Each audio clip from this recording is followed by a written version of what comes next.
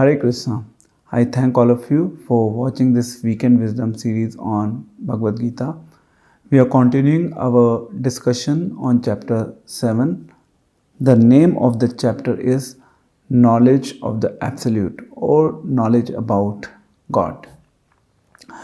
So we will be discussing Shloka 8, 9, 10, 11, 12, 13 and 14.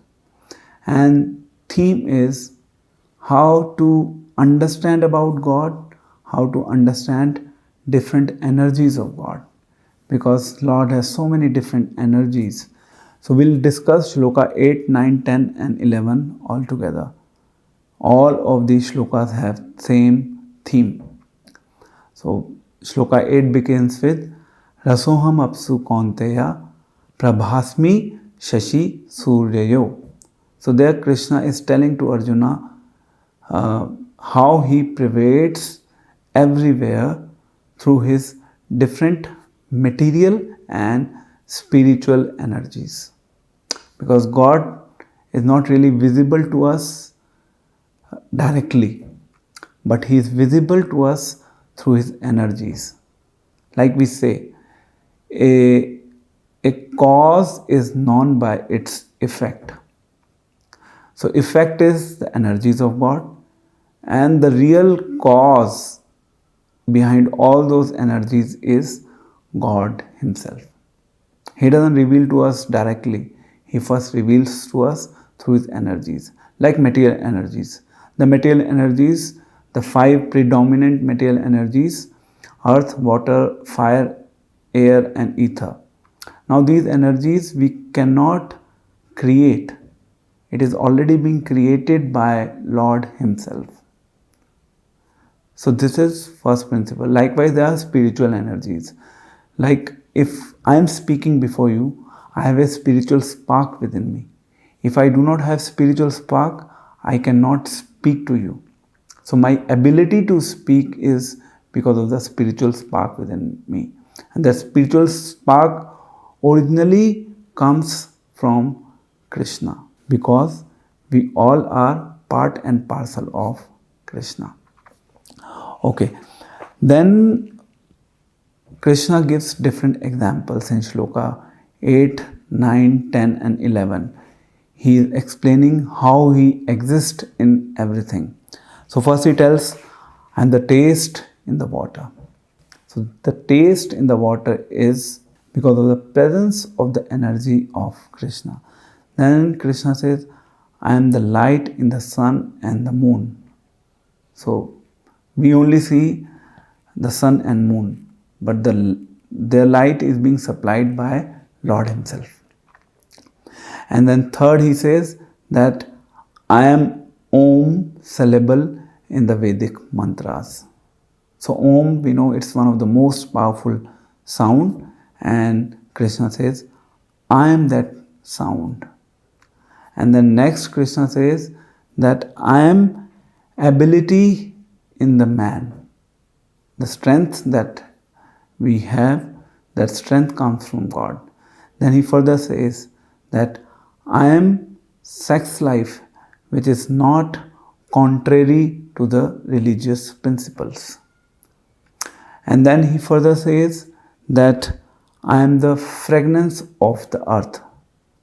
So he is giving different examples and analogies to support his viewpoint, how he exists everywhere. So this is how we can understand, or this is how we can relate with the presence of God in our day-to-day lives. He is giving us the practical tips how we can experience God while we do everything within this world.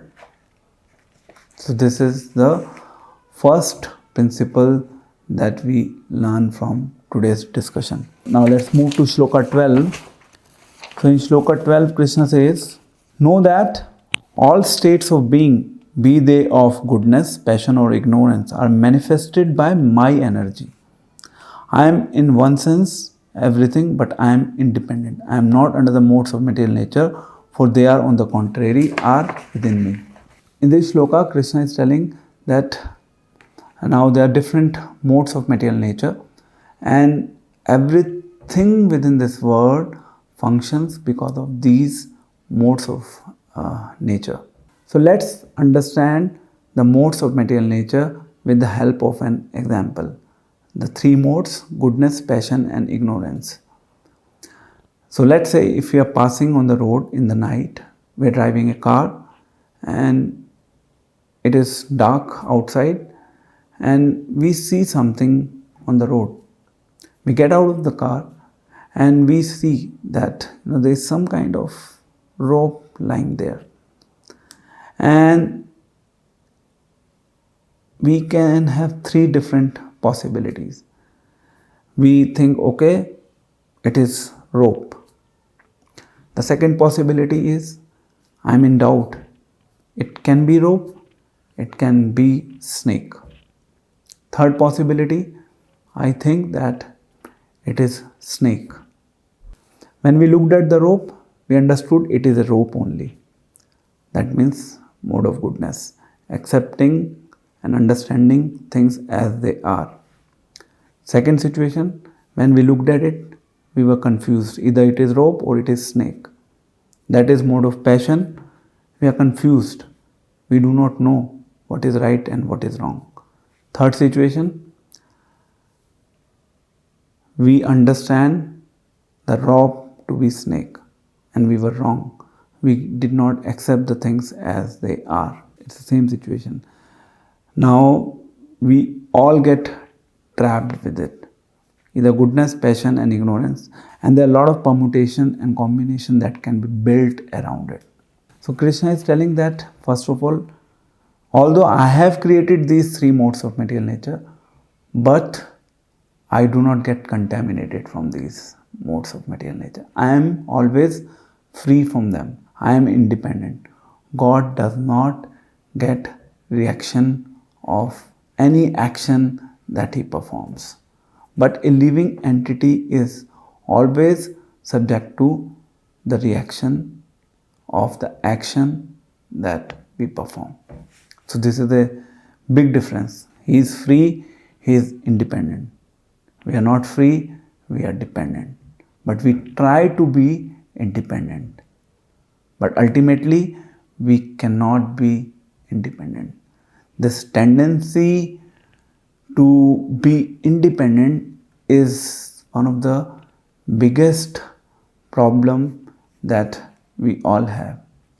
So we cultivate this tendency to be the controller and the enjoyer because of this independent attitude. And then Krishna says, okay, everything is coming from me, but I am free from it.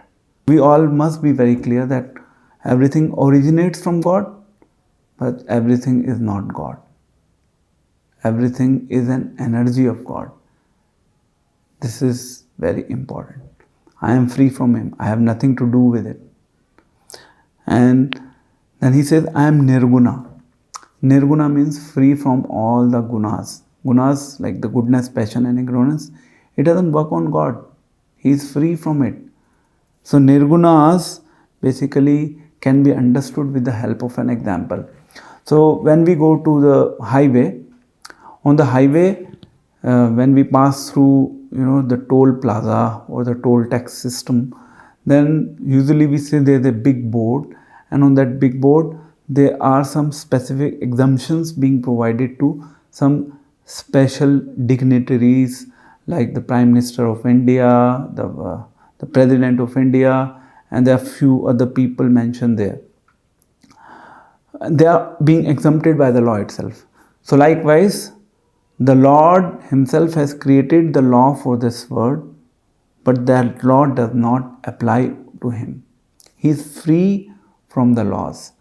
But at times, to teach in the society, He also follows the law. But He is not subjected to it. He doesn't need to follow it. But just to guide the humanity, just to teach the humanity, He follows things. He is not subject to follow anything. He is independent. He is free from everything. And that is why He is God. And that is why we are jivas. If God is there, He is independent, He is free. If we are the jivas, we are here, we are dependent and we can never be free. We'll always be under control of God. That's what His responsibility is, because He created us. Now we are discussing the most important shloka, the last shloka of the day. Shloka 14. Devi eshi gunamayi mama maya duratya mamev ye prapadyante maya meti tarantite. Okay. So the meaning, the divine energy of mind consisting of the three modes of material nature is difficult to overcome. But those who have surrendered unto me can easily cross beyond it. So here Krishna is telling that there is a divine energy who is in charge of this whole material world. I have delegated the task or the affairs of this material world to that divine energy. She is taking care of it. So that divine energy of mine is also managing the affairs of these three modes of material nature that we discussed. So what is the role of divine energy? That divine energy is basically taking care or in charge of the three modes of material nature, and it is very difficult to overcome it. We can take an example to understand this. Sometimes in society people do not want to drink or people do not want to smoke, but it appears that they are being forced to do it. Although they do not want to do it, but still they have to do it because of some kind of forces on their mind. It's just because of the different permutation and combination of those modes of material nature. So what should be done? So Krishna is giving a solution here. Krishna is telling that yes, I do agree that it is very difficult to overcome. So those who have surrendered unto me, they can easily overcome these three modes of material nature. So they will not be under the jurisdiction of the divine energy. They will pass on. The divine energy is also known as Maya. Devi eshi gunamayi mamamaya duratya mameva ye prapadante maya meti tarantite. So we have to cultivate this art of surrender, and that surrender begins with knowledge. Knowledge, action, realization and surrender. So these are the four things: knowledge, action, realization and surrender. Very easy. Any one of us can do this surrender, but we have to follow this KARS. And that is the message for the day. Okay, so now let's summarize everything that we discussed just now. We discussed 8, 9, 10 and 11. There the focus is how God is all pervasive through His different material and spiritual energies within this world. And then we discussed the different examples through which Lord supported, or He made us understand how we can visualize presence of God in each and every object of this world. Then on Shloka 12 and 13, the focus was on the modes of material nature. Modes of material nature, basically goodness, passion and ignorance. And everything is working within this world because of the permutation and combination of these three modes. And the last point that we discussed on the role of the divine energy known as Maya or the illusory energy. So we have to cultivate the mood of surrender so that we can overcome from this illusory tendencies of this world.